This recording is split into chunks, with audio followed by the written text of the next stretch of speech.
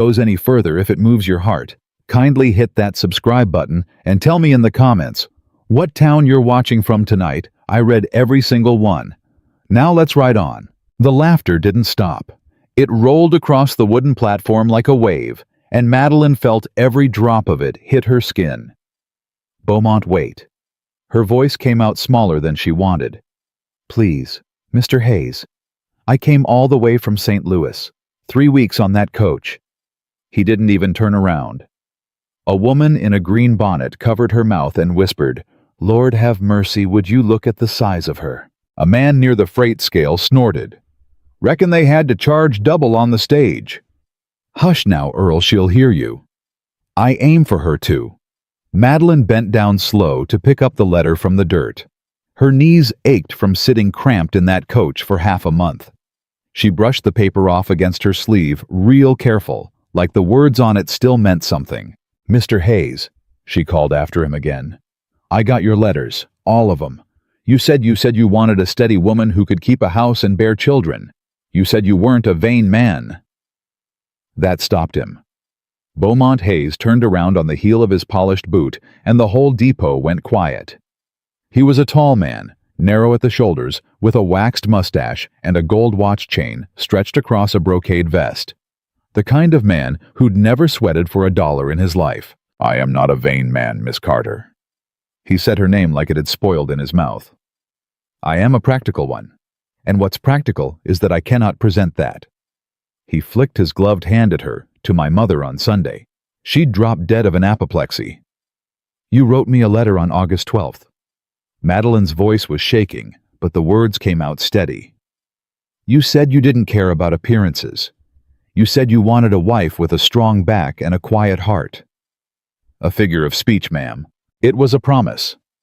It was an advertisement. He took out a leather billfold and counted out $3 silver onto the depot bench. There, for your trouble.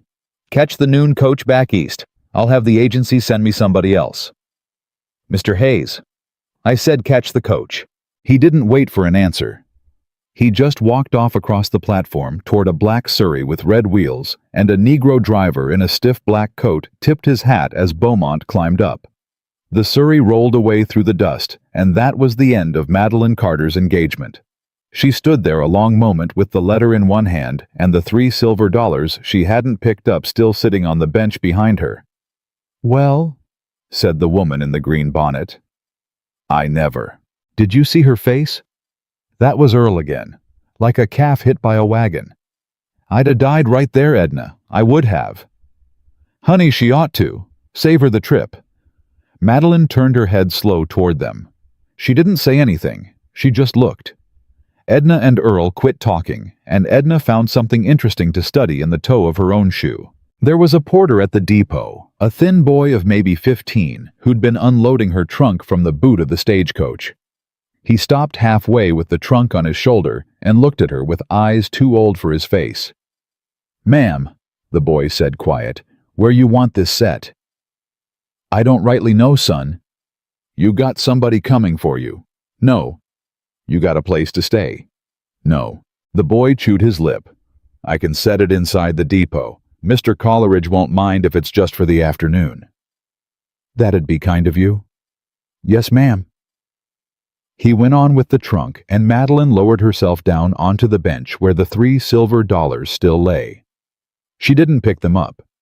She set the dirty letter beside them and folded her hands in her lap and tried not to cry where anyone could see. The crowd thinned out. The stagecoach driver watered his horses.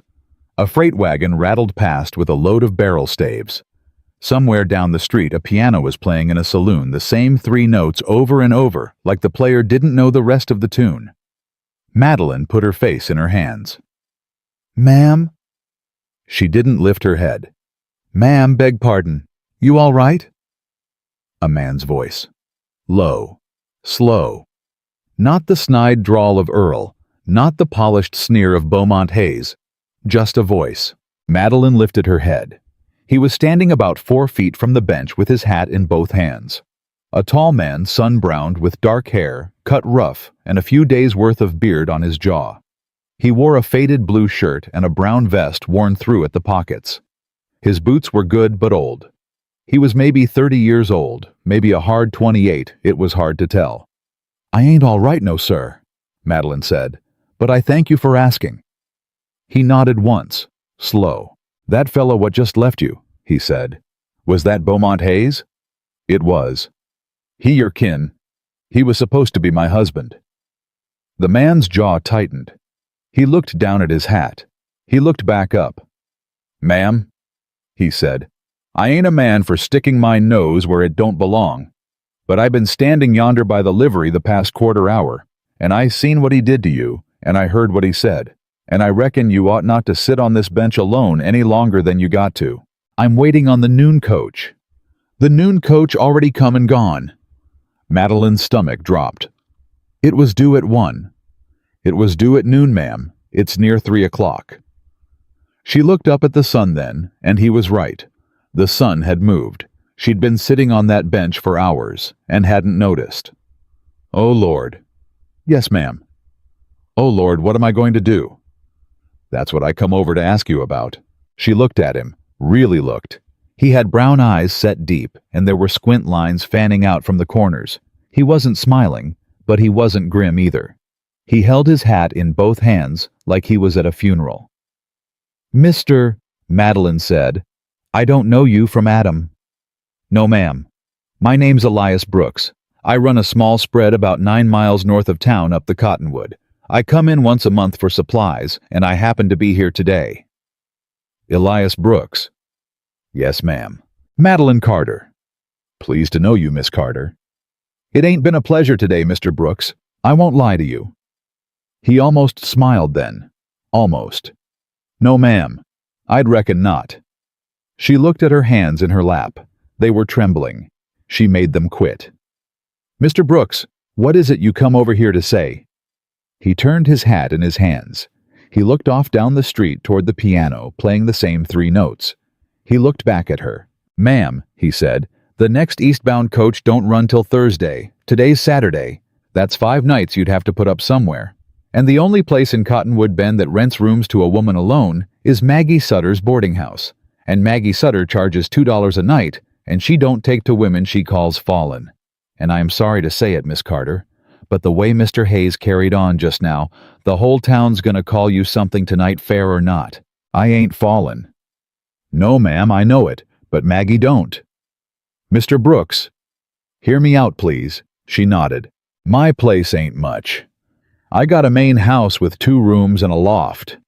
I got a hand named Old Tom who sleeps in the bunkhouse out back with my other man, a Mexican fella named of Reyes.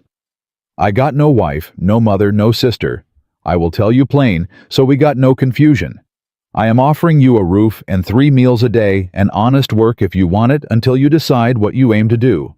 You'd sleep in the main house. I'd sleep in the bunkhouse with the boys. There would be no impropriety. None." Madeline stared at him. "Mr. Brooks, I don't know you." "No, ma'am." "You don't know me." "No, ma'am." "I could be a thief." "You could." "I could be a worse thing." "I don't believe you are." "Why?" He thought about that a while. "On account of the way you spoke to that fella Hayes. You called him Mr. Ma'am, even after what he done to you. A bad woman wouldn't have done that. A bad woman would have cussed him. I wanted to. I know it. I wanted to claw his eyes out, Mr. Brooks. I'd have helped you." She made a sound that was half a laugh and half something else, and she covered her mouth with the back of her hand. "Mr. Brooks, why would you do this? For a stranger? For a woman that the whole town just watched get—" She couldn't finish. "Get throwed away," he said, quiet. "Yes, sir." He was a long time answering. He turned his hat. He looked at his boots. He looked back up at her, and his brown eyes were steady on hers. "Miss Carter," he said, "I had a sister named of Ruth. She was a heavy girl, built like our mama. When she was 19 years old, a fella made her a promise much like the one Mr. Hayes made to you. He brought her out to Laramie, took one look at her on the platform, and put her on the next train back. She didn't never make it home, ma'am. She got off that train in Cheyenne and walked out into the snow. They found her 3 days later." Madeline closed her eyes. Mr. Brooks. Yes, ma'am. I'm sorry. That was 16 years ago. I was 14. I'm sorry, Mr. Brooks. I ain't told you this for your pity, ma'am. I told you so you'd understand why I come over here. I seen you sitting on that bench, and I seen Ruth. And I made up my mind that there ain't gonna be another Carter girl walking off into no snow if Elias Brooks has got 2 hands and a roof. My name's Carter. I know it. That's how I knowed. The piano down the street had quit playing. The depot was empty. The thin boy who'd carried in her trunk was watching them from the doorway and pretending not to. Madeline wiped her face on her sleeve. Mr. Brooks. Yes, ma'am. You said honest work. Yes, ma'am. I got books that need keeping. I got a kitchen that ain't been swept proper since my mother passed in '79. I got a garden gone to ruin. I got chickens nobody can be bothered with. I got 1,000 small things that 1,000 small hands could put right. If you don't want to do any of it, you don't have to. If you do, I'll pay you a fair wage, same as I pay Tom and Reyes. How much do you pay Tom and Reyes? He blinked. $8 a month and found. I'll take 6 and found Mr. Brooks because I don't know yet whether I'm worth 8 to you. He looked at her for a long moment. Miss Carter, he said, I've been a rancher 15 years. I have hired and let go many a hand. And I will tell you something, a hand that names her own wage lower than what's offered before she even sees the work is a hand that is going to be worth twice what you pay her. I'll start you at 8. I'll go to 10 when I see what you can do, which I reckon will be inside of a week. Mr. Brooks, $8, Miss Carter. That's my final offer on the wage. The roof and the meals ain't negotiable. Now, do we have a deal, or do I leave you on this bench? She looked at him. She looked at the 3 silver dollars still on the bench beside her Beaumont Hayes blood money sitting there in the sun. She picked them up. She held them in her palm. Then she walked the 4 steps over to the freight scale, where Earl was still pretending to count crates, and she set the 3 silver dollars down on the counter in front of him. Earl, she said, would you do me the favor of giving these back to Mr. Hayes the next time he comes through here? Earl swallowed. Yes, ma'am. And would you tell him for me that Miss Madeline Carter from St. Louis, Missouri does not require his charity? Yes, ma'am. Thank you, Earl. Yes, ma'am. She turned around and walked back to Elias Brooks, and her chin was up. Mr. Brooks, she said, we got a deal. He nodded one time. Then he set his hat back on his head, and he stepped past her to the depot doorway and called out, Son, that trunk belonged to Miss Carter.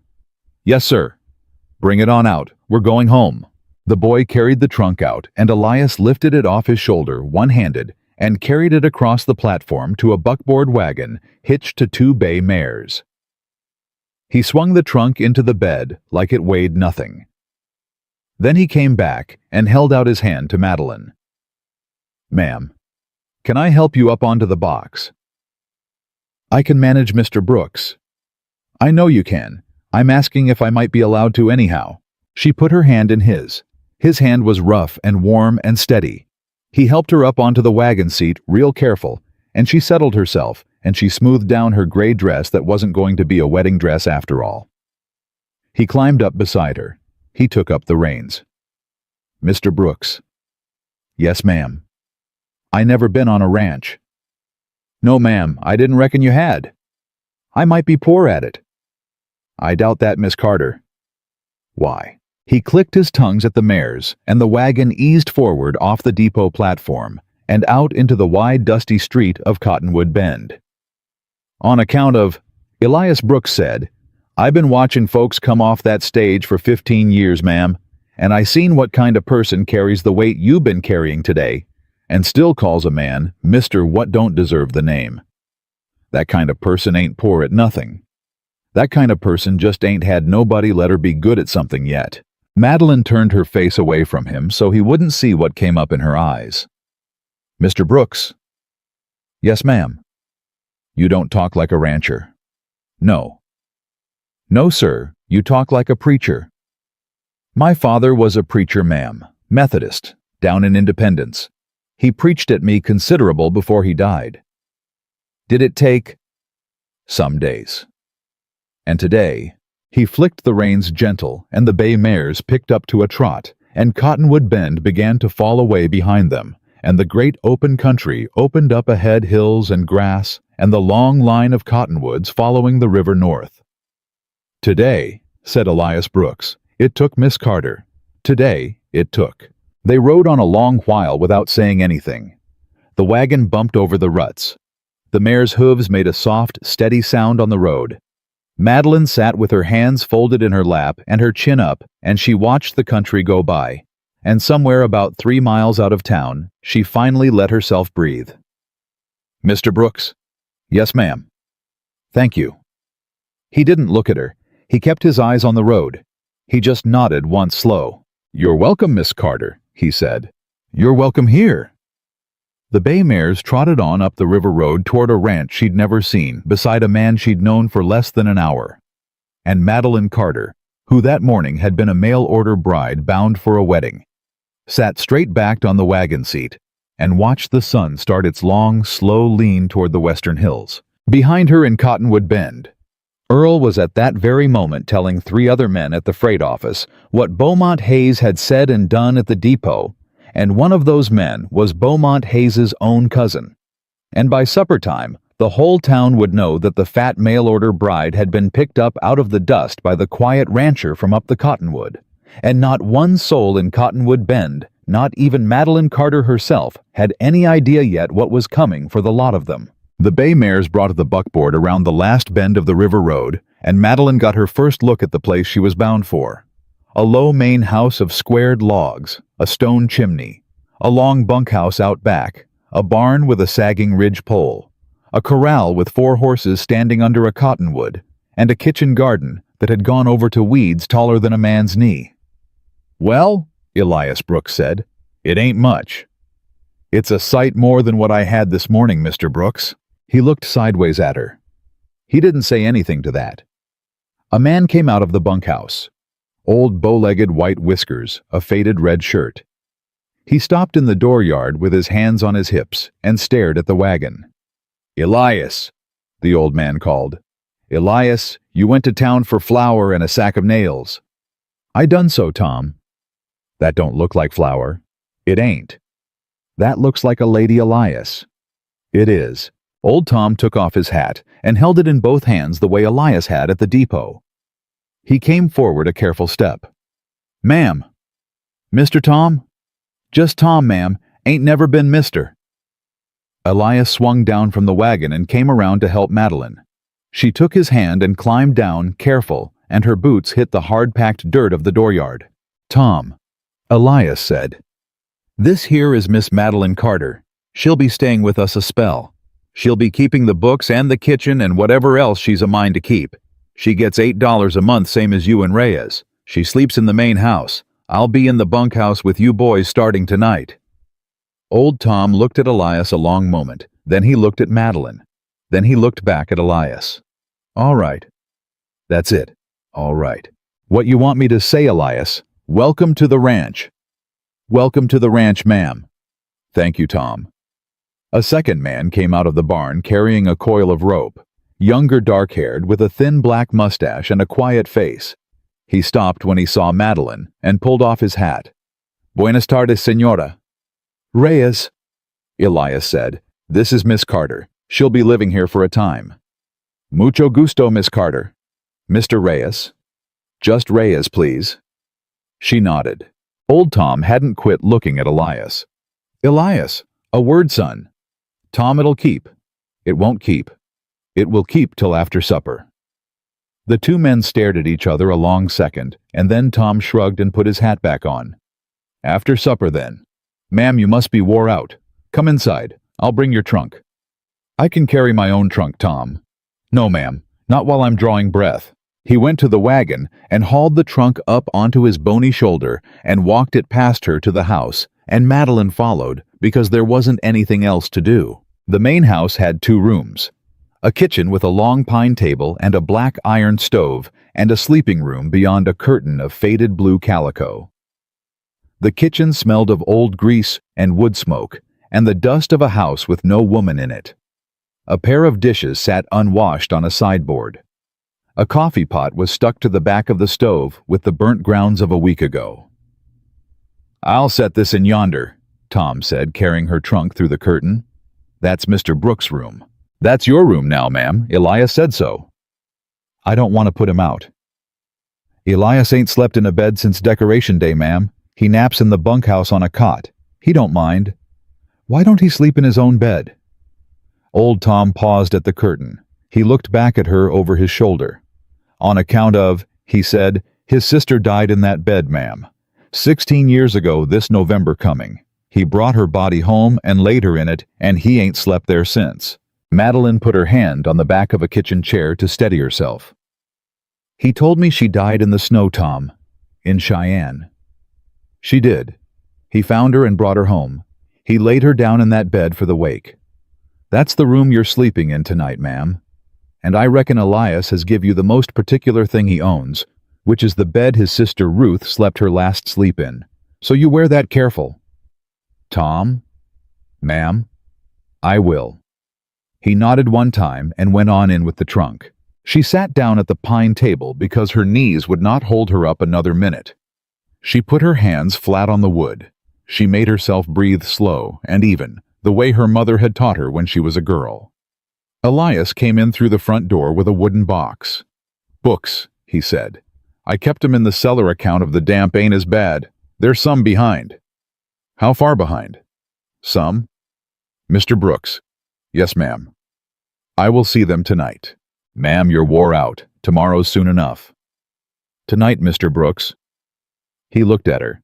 He set the box down on the pine table. "Tonight, then." Supper was beans and side meat and biscuits old Tom threw together in 20 minutes that came out hard as horseshoes. Reyes ate his without comment. Tom ate his and apologized twice. Elias ate his and didn't say a word. Madeline ate 2 of them and said they were very good, which they were not, and old Tom turned bright red under his white whiskers and excused himself to go check on the horses, which did not need checking. After the dishes, Elias lit a lamp and set the wooden box on the table in front of her. "Books," he said, "such as they are." She opened the lid. She did not say anything for a long time. There were 6 ledgers and a quart jar full of receipts and a handful of unopened letters with the bank's seal on them. Madeline lifted the top ledger out and opened it and turned the pages slow, and her face did not change, but her hands got very still on the paper. "Mr. Brooks." "Yes, ma'am." "How long since these books was kept?" "Since my mother passed, May of 79. 3 years. "Sounds about right." "And these letters from the bank." He cleared his throat. "I ain't opened them." "Why not?" "On account of I know what they say." "What do they say, Mr. Brooks?" He sat down across the table from her. He took off his hat and set it on the bench beside him. He ran his hand through his hair. "They say I am 4 months behind on the mortgage. They say if I don't make it good by the 1st of November, they will take the ranch and sell it at auction." "How much is the mortgage, Mr. Brooks?" $240 a year. "And the back payment?" $80. "You have $80. "No, ma'am." "How much do you have, Mr. Brooks?" He didn't answer right away. He looked down at his hands on the table. $16.40. Madeline took up one of the unopened letters from the bank. She turned it over. She looked at the return address printed in the corner in black ink. Hayes and Son Bankers. Cottonwood Bend, WIO, Tear. She set the letter down very carefully. "Mr. Brooks." "Yes, ma'am." "This bank." "Yes, ma'am." "Hayes and Son." "Yes, ma'am." "That would be the same Hayes." "It would, ma'am." She closed her eyes. "Beaumont Hayes's daddy owns the note on this ranch." "Beaumont Hayes's daddy owns the note on near every ranch in this valley, Miss Carter. Mr. Cyril Hayes owns the bank. Mr. Cyril Hayes owns the mercantile. Mr. Cyril Hayes owns the freight company. Mr. Cyril Hayes owns the saloon, though he don't put his name on that one. And Beaumont Hayes is his only son. And in November, he is going to take this ranch from you." "Yes, ma'am. I reckon he is." Madeline opened her eyes. She looked at Elias Brooks across the table, and Elias Brooks looked back at her, and they sat there a long, quiet moment in the yellow lamplight. "Mr. Brooks." "Yes, ma'am." "You knew when you stopped at the depot today. You knew who Beaumont Hayes was. You knew his daddy held the paper on your ranch. You knew that picking me up off that bench was going to put you crossways with the man who can take your land out from under you." "I knew it." "You done it anyway." "I done it anyway." "Why?" He was a long time answering. "Miss Carter," he finally said, "a man who will not do the right thing on account of it might cost him his ranch as a man who don't deserve the ranch in the first place. I'd as soon lose it standing up as keep it crawling." She did not know what to say to that. She did not know what to do with what she was feeling. She picked up the ledger and pulled it toward her and opened it to the first blank page and took up the pencil that was clipped to the inside of the box. "Mr. Brooks." "Yes, ma'am. I want you to tell me every head of cattle on this place, every horse, every chicken, every sack of feed, every tool and every dollar owed to you, and every dollar you owe. We are going to make an accounting tonight. By morning, we will know exactly where you stand." "Ma'am, it's near 9 o'clock." "Yes, sir, it is. And by midnight, we will know what we are looking at, and by sunup tomorrow, I will have a plan." "Miss Carter." "Mr. Brooks, you give me a bed and a wage and your dead sister's pillow. I aim to earn it. Now you start talking, and I will start writing." He looked at her. He started talking. She wrote down every word. It was past midnight when she finally set the pencil down. Old Tom and Reyes had long since gone out to the bunkhouse. The lamp had burnt low. Elias was hunched forward on his elbows with his hat in his hands and a look on his face like a man at his own funeral. $80 by November 1st, Madeline said. "Yes, ma'am." "You got 31 head of beef ready for market." "Yes, ma'am." "At Cheyenne prices, that's $93. "At Cheyenne prices, yes, ma'am. At Cottonwood Bend prices, half of that, maybe less. The Hayes outfit buys local stock at whatever price they choose to pay, and there ain't another buyer this side of the territory line." "Then we drive 'em to Cheyenne." "It is 140 miles to Cheyenne, ma'am, across the Laramie Plains, with 3 men and a cook, and it is October. And the weather can turn on you in a single afternoon up on that high country." "How long is the drive?" 8 days if it goes good, 12 if it don't. "And the deadline is November 1st. "Yes, ma'am." "Today is the 20th of October." "It is." "So if we leave Monday, we make it back the night of the 30th. The bank closes at 3 on the 1st. "If we leave Monday, and nothing goes wrong." "Then we leave Monday, and we let nothing go wrong, Mr. Brooks." He laughed once, soft and surprised, like a man who had not laughed in a while and was caught off guard by it. "Miss Carter." "Yes, sir." "You been on this ranch since 5 o'clock this afternoon." "Yes, sir." "And in 7 hours, you have done more figuring on these books than I have done in 3 years. That is because you've been figuring with your stomach in a knot, Mr. Brooks. I am figuring with mine empty. It clears the head." He laughed again. Then a horse came up the river road. They both heard it at the same time. The slow, steady clop of a single rider, not in a hurry, coming up out of the dark. Elias straightened in his chair. He set his hat down on the table. He stood up. "That ain't Tom. Tom's in the bunkhouse. That ain't Reyes. Reyes is in the bunkhouse too. Then it ain't nobody who ought to be coming up this road this time of night." He went to the door. He took down a Winchester rifle from 2 pegs above the lintel. He worked the lever quiet and chambered around. "Mr. Brooks." "Stay at the table, Miss Carter." "Mr. Brooks, who is it?" "I don't know yet." The horse came on. It stopped in the dooryard. A man cleared his throat.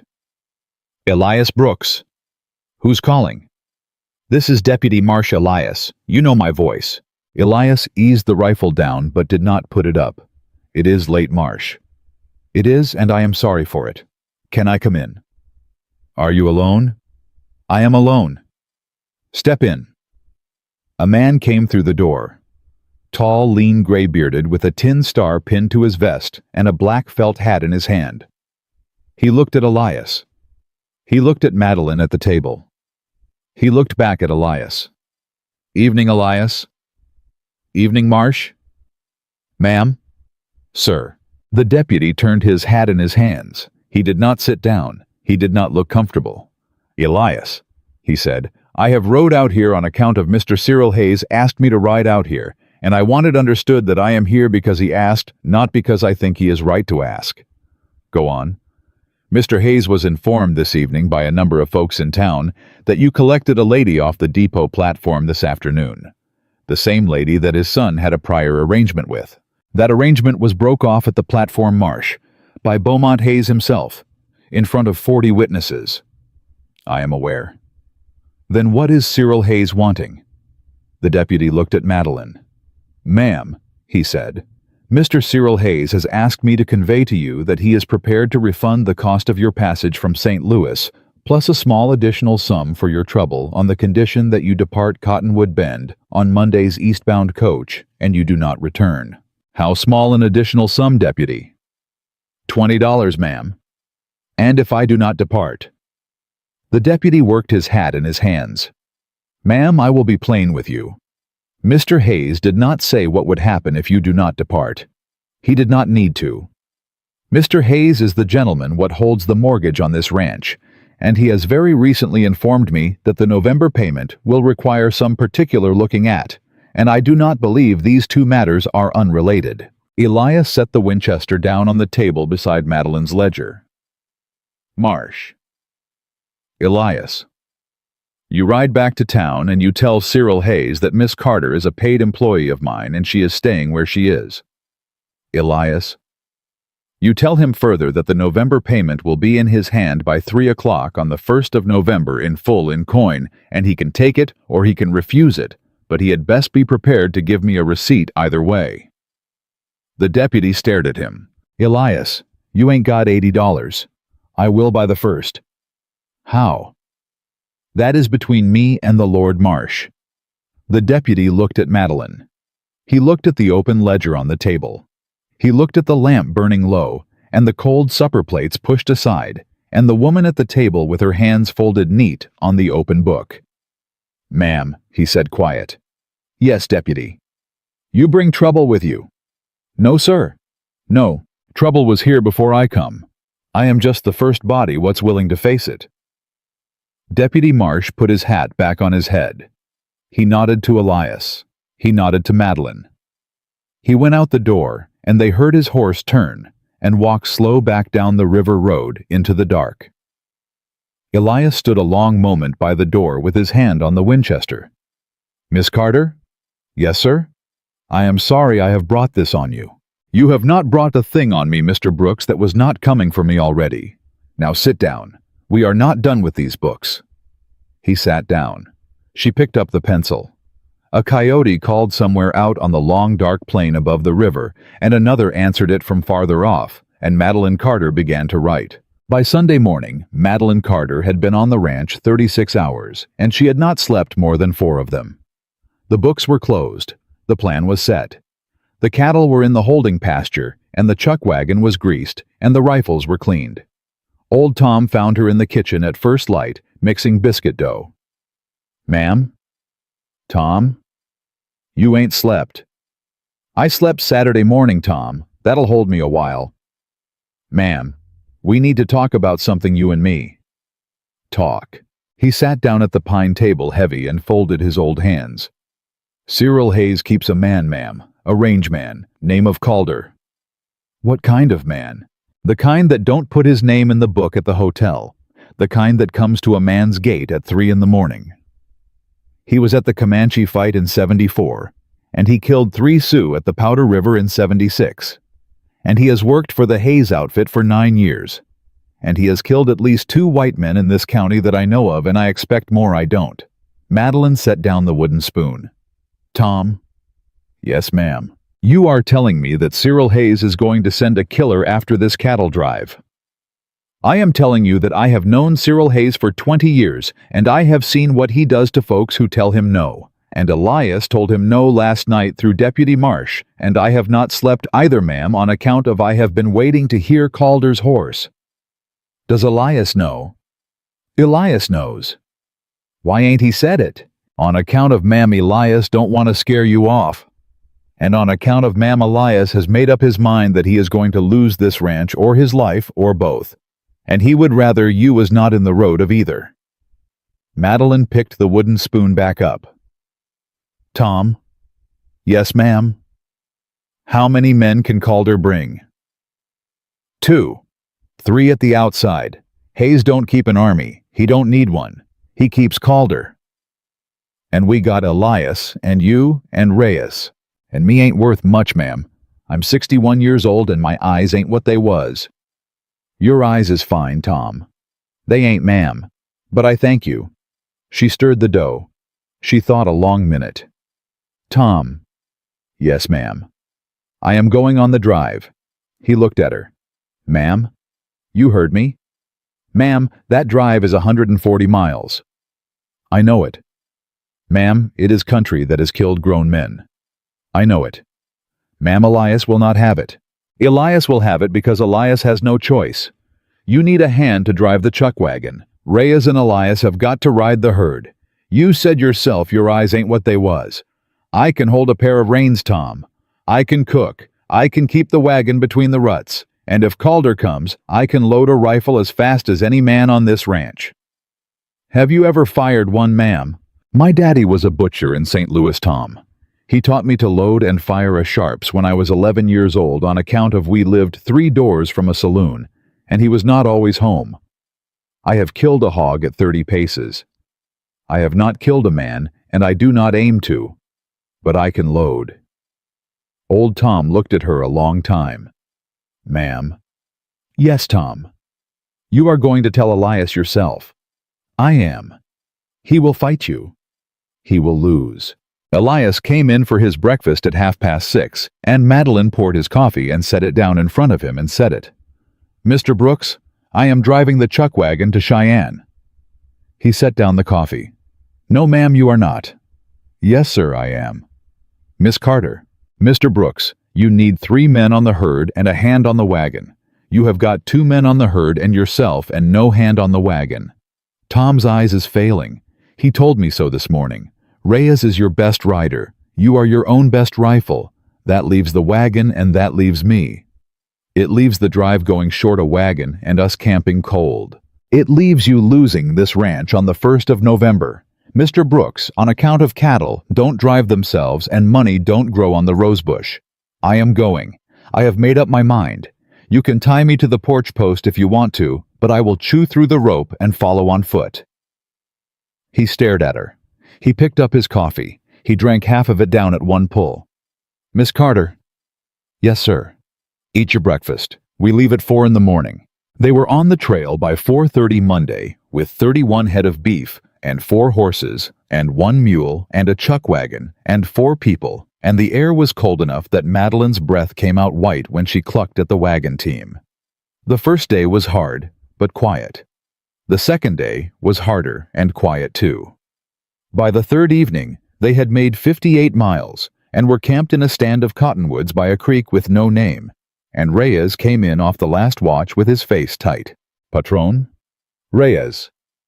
3 riders, 2 miles back. They have been with us since noon. Elias stood up from the fire. Closing or holding? Holding. They camp when we camp. Calder. Sí. Creo que sí. Old Tom spat into the fire. I knowed it. How long? Since the 2nd day, Patron. I did not say because I was not sure. I am sure now. The man on the gray horse rides like Calder rides. The other 2 I do not know. Madeline stood up from the chuck box where she had been packing the supper plates. Mr. Brooks? Yes, ma'am. What is the plan? The plan is we get up at 3 in the morning and we move this herd at a hard trot for 14 hours. We do not stop. We do not camp. We push through to the Laramie River by sundown tomorrow. And then we cross the river, and the river is the territory line.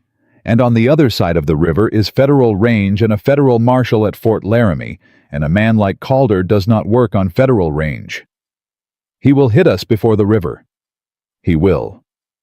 When? Elias looked at Reyes. Reyes looked at the dark beyond the cottonwoods. "Before sundown tomorrow, Senora. He will not wait 2 more nights." Old Tom said, "He will hit at the river crossing. That is where the herd is bunched and the men is busy. He will hit at the crossing." Elias nodded slow. "Then we cross above the ford." "There is no crossing above the ford, Patron." "There is a place I know. My father showed me. It is a 1/4 mile above. The bank is steep, but the water is shallow and there is gravel. We will lose 2 days of muscle on the cattle, but we will not lose them to Calder." Reyes thought a second. "Bueno. Miss Carter?" "Yes, sir." "You will be on the wagon. You will cross last. If shooting starts, you will lay flat in the wagon bed and stay flat until I or Reyes or Tom comes for you. You will not get down. You will not raise your head. Do I have your word?" "You have my word that I will load." "Miss Carter?" "You have my word that I will load Mr. Brooks. That is all the word you are getting from me on this matter." He held her eye a long second. He nodded. They broke camp at 3. They were moving by 1/4 past.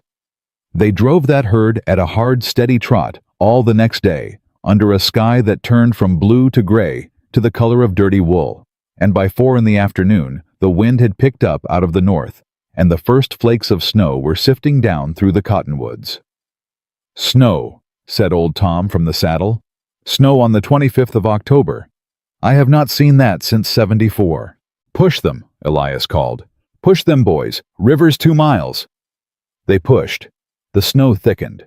The cattle bawled.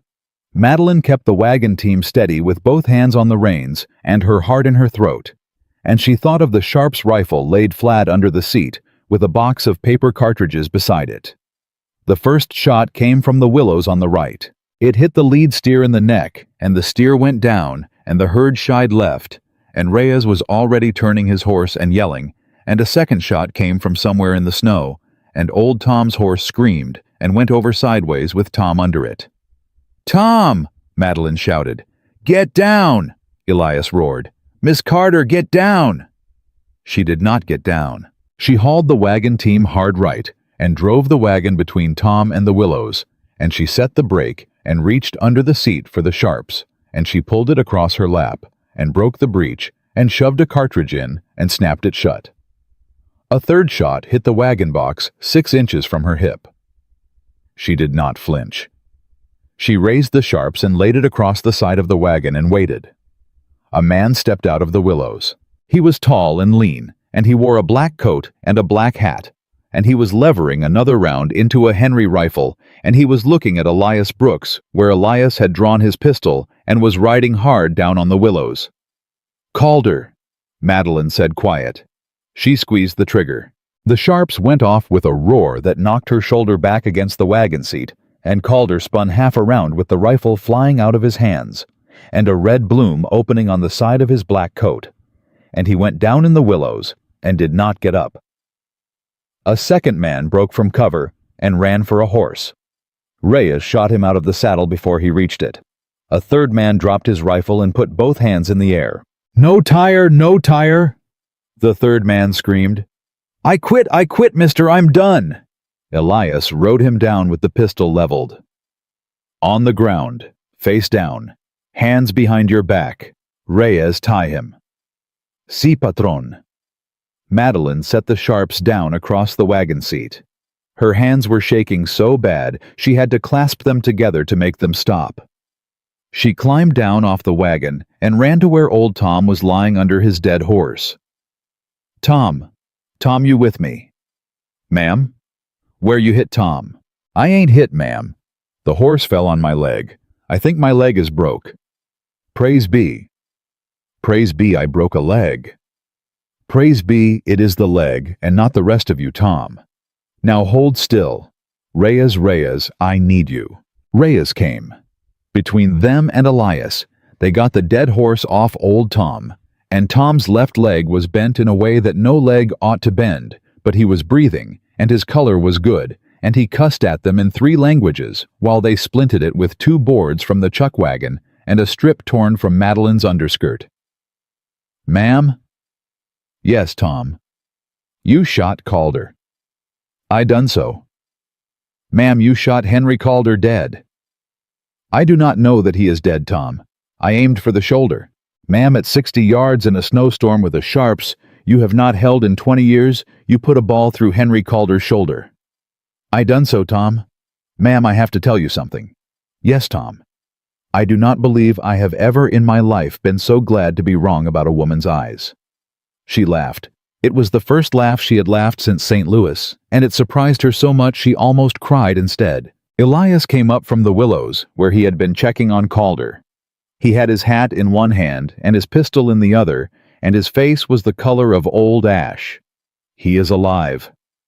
Praise God. He will live if we get him to a doctor. The ball passed clean through. He has lost some blood, but not enough to kill him. Then we take him with us." "Miss Carter." "We take him with us, Mr. Brooks.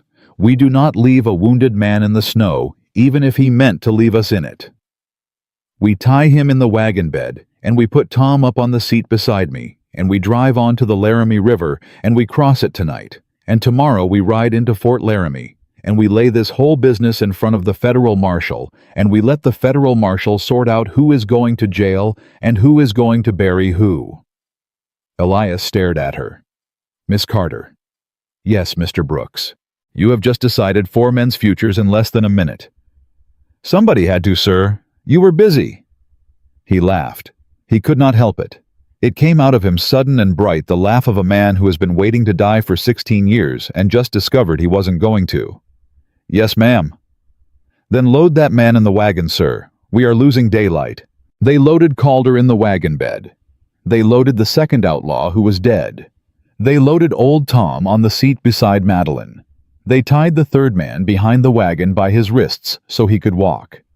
They got the herd back together with Reyes riding circle in the snow, and they pushed on for the Laramie River, and they crossed it just before dark at a place Elias's father had showed him 30 years before. And they made camp on the far bank with a fire that no man with a rifle in the willows could reach. Madeline sat by that fire with the sharps across her knees, and her hands finally still, and Elias Brooks sat down beside her and did not say anything for a long while. "Mr. Brooks." "Yes, ma'am." "I am tired." "Yes, ma'am." "I am very tired." "Yes, ma'am." He took off his coat and put it around her shoulders, and she did not stop him. And they sat there together by the fire on the far side of the Laramie River, and somewhere out in the dark, a wolf called, and across the snow that wolf was answered. By noon the next day, they were in Fort Laramie. By 2 o'clock, Henry Calder was in the Army hospital, and the third outlaw was in the federal stockade, and Madeline Carter was sitting across a desk from a United States Deputy Marshal named Joseph Ferris, telling him exactly what had happened on the trail 2 days back.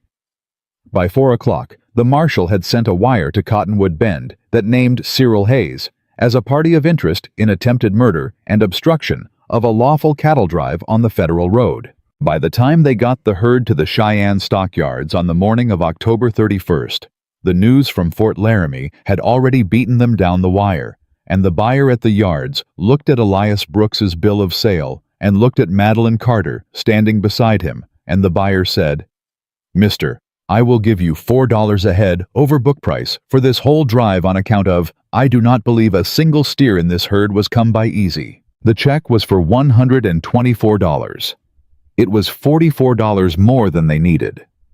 They were back in Cottonwood Bend by sundown on the 1st of November, and Elias Brooks walked into Cyril Hayes's bank at 5 minutes before 3 o'clock with $80 in coin and a receipt book, and he laid the coin on the counter and he said, "Mr. Hayes, the November payment, in full. I will be requiring a receipt." Cyril Hayes did not come out of his office. A clerk wrote the receipt with a hand that shook. Elias took the receipt and he tipped his hat to the clerk and he walked out, and the door of the bank shut behind him, and Madeline Carter was standing on the wooden sidewalk waiting for him with the wagon and the team. But Cyril Hayes was not finished. Cyril Hayes was not finished by half, because at 6 o'clock that evening, while Madeline was setting supper on the pine table back at the ranch, a black surrey with red wheels came up the river road, and Beaumont Hayes climbed down from it with a bouquet of white roses in his hand and a velvet box in his pocket, and he came to Elias Brooks's door, and he knocked, and when Madeline opened it, he took off his hat, and he went down on one knee in the dooryard in front of all three of them. "Miss Carter," Beaumont Hayes said, "I have made the worst mistake of my life. I have come to ask if you will be my wife." The white roses in Beaumont Hayes' hand were the color of an old lie. Madeline Carter stood in the doorway with the supper ladle still in her grip and looked down at the man on his knee in the dooryard, and for a long second she did not say anything at all. Behind her at the pine table, Elias Brooks had set down his cup. Old Tom, with his broken leg propped on a chair, had set down his fork.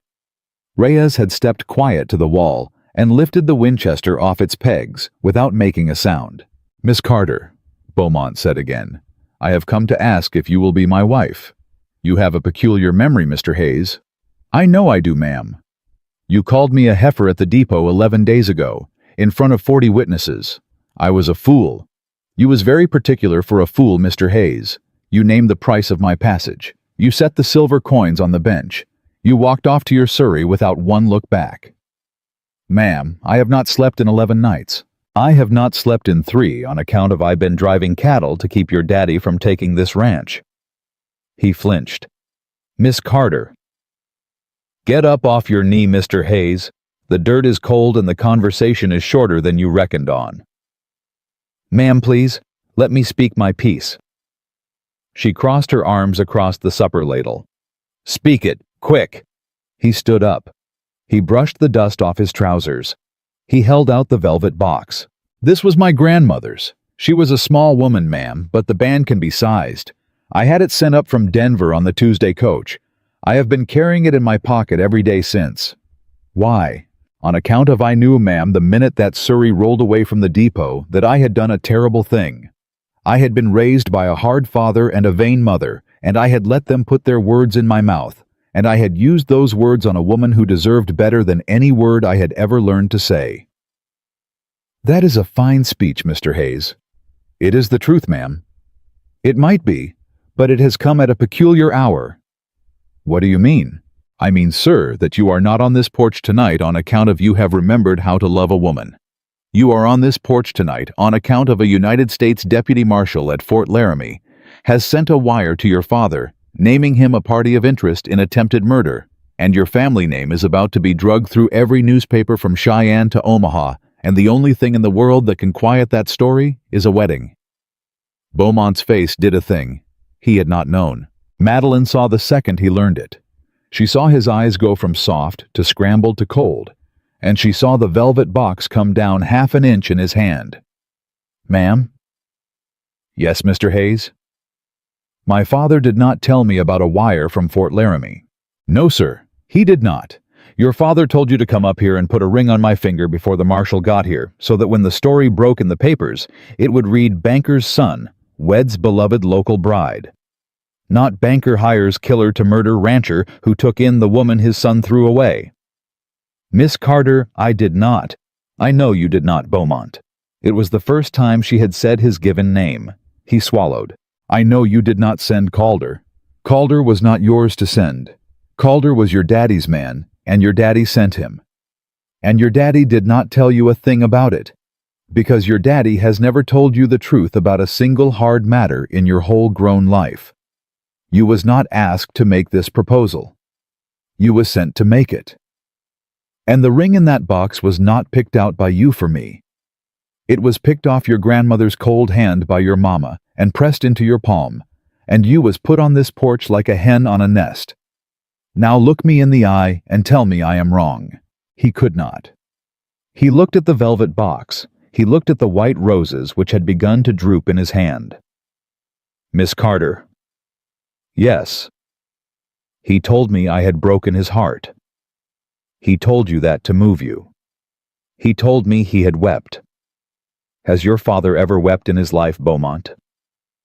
A long silence. "No, ma'am." "No, sir." The roses dropped from his hand into the dirt. "Miss Carter, what do I do?" "You go home, Mr. Hayes." "I cannot go home." "You go home, and you walk into your father's study, and you set that velvet box down on his desk, and you tell him that Madeline Carter said no. And then, Mr. Hayes, if you have any piece of a soul left in you, that has not been bought. You tell that federal marshal every single thing your daddy has ever done to a man in this valley who told him no. Because I will tell you something, Beaumont Hayes. I have seen the books. I have read every letter in the box. I know about the Pritchard place and the Aronson loan and the McKinley note, and I have already given a sworn statement to Marshal Ferris at Fort Laramie, and the wire that your daddy got today was the first wire. It will not be the last. Beaumont sat down on the porch step. Just sat down. The fight went out of him like air out of a punctured bladder. He is going to lose the bank. Yes, sir, he is. He is going to lose the mercantile. Yes, sir. He is going to lose everything. He is going to lose what he took Beaumont from folks he should not have took it from. And I, and you, sir, are going to find out who you are without his name behind you, and that is a thing I cannot help you with. He put his face in his hands. Miss Carter. Yes. I am sorry. I believe you are. I am sorry I called you a heifer. I know it. I am sorry I left you on the bench. I know it, Beaumont. Miss Carter, I do not know who I am. Then go find out, sir, but not here, not on this porch, not in this dooryard, not with that ring. He stood up slow. He did not pick up the velvet box. He did not pick up the roses. He turned and walked to his black surrey and the Negro driver who had been sitting on the box this whole time with his hat pulled low and his eyes politely on his hands lifted the reins. Beaumont climbed up. The surrey turned in the dooryard and rolled away down the river road, and the red wheels disappeared into the dusk. The velvet box lay open in the dirt. Inside it, an old gold ring with a small green stone glinted by the porch lantern. Madeline closed the door. She walked to the pine table and sat down and put her hands flat on the wood, and she did not say anything for a long time. Elias did not say anything either. Old Tom finally cleared his throat. Ma'am? Yes, Tom. You just turned down a bank. I done so, Tom. You just turned down a bank, a railroad share, a brick house, 2 surreys, and a name. I done so. For a busted ranch, a busted leg, a busted barn, and 3 busted men. I done so. Ma'am, I have known a few women in my time. Yes, Tom. I have never knowed one like you. Tom. Yes, ma'am. Eat your supper before it gets cold. He ate. They all ate. Nobody said a word more than was needed to pass the salt. The wagons started coming up the river road at first light. It was Reyes who saw them first. He was out at the pump filling buckets, and he came back through the kitchen door fast. Patron, patrona, wagons, many. Elias took down the Winchester. How many? 6, 8, 10. I cannot count them all yet. They come from town. Hayes's men. No patron. The first wagon is the Pritchards. The second is Mrs. Aronson. The third I do not know, but it is a buckboard with 3 women in bonnets. Madeline rose from the stove with the coffee pot in her hand. What in the world? Senora, I think the whole valley is coming. The Pritchard wagon came up the dooryard first. A weathered man of 50 climbed down with his wife and 3 grown sons. Brooks. Pritchard. I heard last night what happened on the trail. News travels fast. News travels at the speed of the wire, Brooks, and that wire has been hot since Friday. I come to say 2 things to you. The first is that I am sorry. I have known for 9 years that Cyril Hayes was strangling this valley $25 at a time, and I have not said a word on account of he held my note, same as he held yours. The second is that he does not hold it no more. I paid it off this morning at 6 o'clock with money I had hid in a coffee tin, and I am here to ask if you would take the loan of $40 in cash against the spring calving, on no interest on a handshake, and pay me back when you can. Elias stared at him. Pritchard. Brooks. I will take the loan and I will pay it back in May with 5%. 3, 4. Done. They shook. Mrs. Aronson got down off the second wagon. She was a small woman, gray-haired in a black widow's dress, and she walked straight up onto the porch and took Madeline by both hands. Miss Carter. Mrs. Aronson. My Samuel died 4 years ago of a wasting sickness, and Cyril Hayes raised the rent on the store he owed me for, and I lost the store, and I have been keeping house for the Methodist parsonage for $11 a month ever since. I have not spoken Cyril Hayes's name in 4 years. I have come this morning to tell you that you have done what a town full of grown men could not do, and to ask if you will accept a jar of plum preserves that I made in September and have been saving for I did not know what. Mrs. Aronson? Take it, child. Yes, ma'am. The buckboard with the 3 women in bonnets pulled up. The Reverend Calloway's wife. The schoolteacher, Miss Fitch. The seamstress, Mrs. Polk. Behind them came 2 more wagons, and behind those a man on horseback, and behind him a freight wagon loaded with sacks of flour and a side of bacon and 4 laying hens in a wooden crate. By noon, there were 23 wagons in the dooryard of Elias Brooks's ranch, and the dooryard was no longer dirt. It was people, old men, young women, children running between the legs of the horses. The Reverend Calloway himself, who stepped down from his buggy with his hat in his hand and walked up the porch steps and stood in front of Madeline. Miss Carter.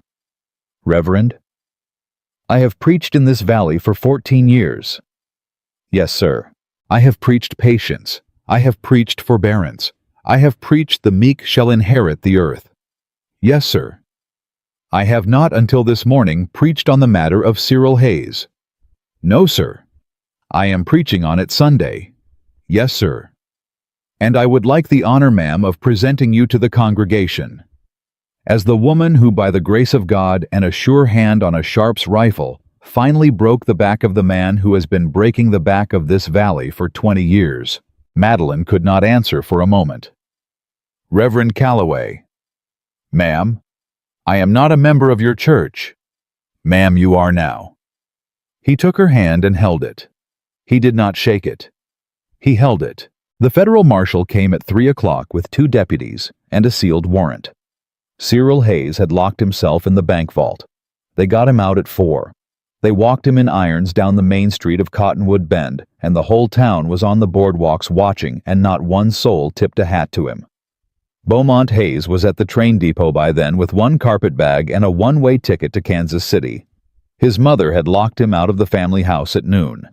She had told him through the door, "You have ruined us, and I will not look at you again." He stood on the platform alone. He watched the eastbound coach come in. He climbed up. He did not look back. The news of his leaving did not reach the Brooks Ranch until evening. By then, the wagons had gone home. The dooryard was empty again, except for the 4 laying hens scratching in the dirt and the jar of plum preserves on the kitchen table. Old Tom had gone to bed early on account of his leg. Reyes had gone to the bunkhouse to write a letter to his mother in Sonora. Madeline was at the pine table with the ledger open and the lamp lit, and the books were not in trouble anymore. The books were almost beautiful, and she was making a list of what they would need for spring. Elias came in from checking the horses. He stood in the kitchen with his hat in his hands. Miss Carter. Yes, Mr. Brooks. Could I sit down? Sir, it is your kitchen. I would not sit down without your leave. Sit down, Mr. Brooks. He sat down across from her. He set his hat on the bench. He looked at his hands a long second, and then he looked up at her. Madeline. It was the first time he had said her given name. Elias. I have been trying to say a thing to you for 11 days, and I have not had the courage. Then say it now, Elias. I am 30 years old. I have not asked a woman to marry me. I have not held a woman's hand except to help her down off a wagon. I have buried my mother and my sister, and I have not had use for any soft thing since. Elias. Let me say it, Madeline. I have been a long time getting here. Yes. That fella Hayes called you a heifer. The town called you worse. The crowd at the depot laughed at you like you was a thing instead of a woman. And I sat on a hitching rail across the street, and I watched, and I will tell you the truth, Madeline. I did not see what they saw. I never have. I looked at you on that bench in your gray dress with that letter in the dirt, and I saw a woman the size of a soul. I saw a person too big for the smallness of every person around her. I saw what my sister Ruth would have grown into if anyone had ever once let her be loved." He stopped. He took a breath. "You was never too much, Madeline.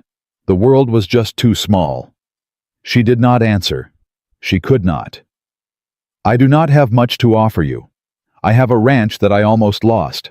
I have a busted barn and a leaky roof. I have a hired man with a broken leg and another hired man who is fixing to ride home to Mexico next spring. I have no money in the bank and the bank is closed anyway. I have a name that I have not made anything of yet." Elias. "But I have a question, Madeline. And if you say no, I will not ask it again, and I will not look at you any way you do not want to be looked at, and I will not say one more word about it from this day to the day I die." "Ask it, Elias." He took both her hands in his across the table. His were rough. Hers were warm. "Madeline Carter, would you stay?" "Stay how, Elias?" "Stay as my wife. Stay as the woman whose name is on this place beside mine. Stay as the person I get to walk beside until one of us is buried by the other. Stay because I am asking, and not because you have nowhere else to go. You have somewhere else to go now. The whole valley would take you in tomorrow. You could go to Cheyenne. You could go to Denver. You could go anywhere. I am asking you to stay here, with me. Because I love you, Madeline, and I have loved you since the second I saw you sitting on that bench, and I will love you until I do not have a breath left in my chest." She did not answer for a long minute. She lifted his rough hands. She turned them over. She looked at the palms. "Elias Brooks." "Yes, Madeline?" "I will stay." He closed his eyes. "I will stay, Elias. I will stay, and I will keep your books, and I will sweep your kitchen, and I will sit at your table, and I will sleep in your bed, and I will bear your children if the Lord sees fit, and I will walk beside you until one of us is buried by the other." "Yes, Elias Brooks. Yes." He bent his forehead down to her hands on the table. She felt his breath warm on her knuckles. Outside, a coyote called from the long dark plain above the river, and another answered it from somewhere closer, and the lamp on the pine table burned slow and steady on into the quiet Wyoming night. They were married in the kitchen of the Brooks Ranch on the second Sunday of December, with snow on the windowsills and the Reverend Calloway in his black coat, and old Tom giving the bride away on a crutch, and Reyes standing up for the groom in a borrowed white shirt. Madeline wore her gray traveling dress, the same one she had stepped off the stagecoach in. She had let down the hem and added a strip of white lace at the collar that Mrs. Polk the seamstress had stitched up for her in 3 nights without charging a penny. There were 24 people in that kitchen, and they were the same people who had come up the river road with wagons 6 weeks before, and not one of them sat down through the whole ceremony because there were not enough chairs, and not one of them was willing to be the one who sat. When the Reverend said man and wife, old Tom cried so hard he had to set down his crutch. That was the start of a thing that lasted. The first year was lean. They came near to losing the place twice over, once to a hard freeze that took 6 head of beef in March, and once to a hailstorm in July that beat down the kitchen garden Madeline had been nursing since April.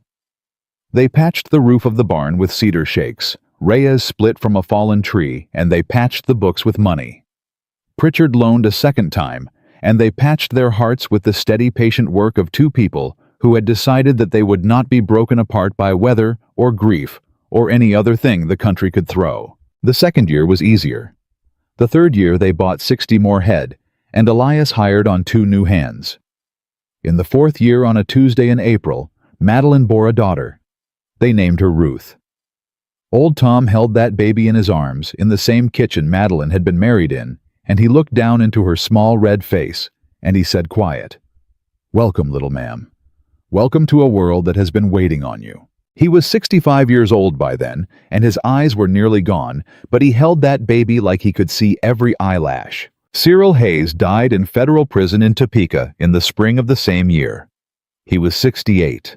He died of a stoppage of the heart, which old Tom said was the first time in his life Cyril Hayes had ever had one work proper.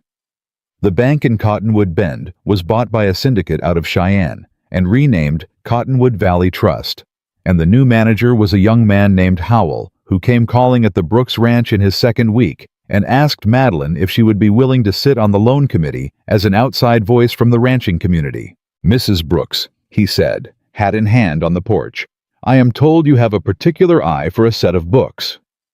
"I have an eye for whether a man is being squeezed, Mr. Howell." "That is exactly the eye I am after, ma'am." "Then I will sit, sir, on one condition."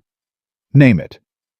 "That no loan in this valley is called in without the borrower being given 6 months and a hearing, and that no widow's note is collected against without my signature." "Done, Mrs. Brooks." "Then I will sit." She sat on that committee for 11 years. Beaumont Hayes wrote her a letter in the autumn of the 5th year.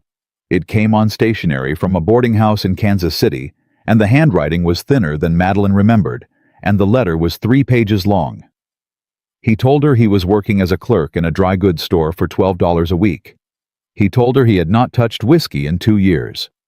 He told her he had married a Methodist widow named Hannah, who had 3 children of her own, and that Hannah did not know who his father had been, and he was not going to tell her because his father was not a thing he wanted his stepchildren to inherit. At the end of the letter, he wrote one paragraph that Madeline read 3 times and then folded the letter up and put it in the bottom of her hope chest and did not show anyone, not even Elias. He had written Mrs. Brooks, "I do not ask your forgiveness on account of I do not believe a man should ask for what he has not earned. I write only to say that you were the truest person who ever stood in front of me, and I was too small a man to know what I was looking at. I hope, ma'am, that wherever this letter finds you, you are loved by a better man than I would have been. I believe you are. I have prayed it. B. Hayes." She did not answer it, but she did not throw it away either. In the 7th year, on a hot afternoon in late June, Madeline drove the buckboard down to the Cottonwood Bend depot to fetch a barrel of nails Elias had ordered out of Denver. She was tying up the team at the rail when the noon stagecoach pulled in dusty and creaking, with its team blown out from the long pull-up from the south. The driver climbed down. The passengers climbed down. And the last one off was a young woman. She was 22 or 23. She was plus-sized in a brown traveling dress that was 2 sizes too small at the waist. She had red hair pinned up under a straw bonnet that had been cried on. She was holding a folded letter in one hand and a small carpet bag in the other, and she was looking around the depot platform with the kind of stunned and patient expression of a person who has been told someone would be here and was learning slowly that no one was. Madeline knew that face before she had even crossed the platform. She had worn it herself. She walked over slow. "Miss?" "Ma'am?" "Are you waiting on someone?" "Yes, ma'am. I was supposed to be met." "What name?" The girl looked down at her letter. Her hand was shaking. "A Mr. Pruitt, from up the Sweetwater. He answered an advertisement I placed in the Omaha Bee. Hannah Pruitt." "That is what I am supposed to be, ma'am. I have not been her yet." "Honey." "Yes, ma'am. Sit down on that bench right there." "Ma'am, I am supposed to wait for—" "Sit down, child. I will tell you about Henry Pruitt in a minute, and then we will figure out what comes next. But first you are going to sit down, and I am going to fetch you a cup of water from the depot pump, and you are going to drink it slow." The girl sat down. She sat down on the same bench Madeline Carter had sat down on 9 years before. Madeline brought her the water. The girl drank it. She set the cup beside her. "Ma'am?" "Yes, child." "Is Mr. Pruitt not coming?" Mr. Pruitt is a 56-year-old widower with 3 grown sons who have all left the county, and he is a kind man and a fair man, but he is not, child, the man you are looking for. I will write him a letter today and tell him you have got off the coach in good health and have been taken in by a neighbor. He will understand. He has understood before. Ma'am? Yes. I do not have anywhere to go.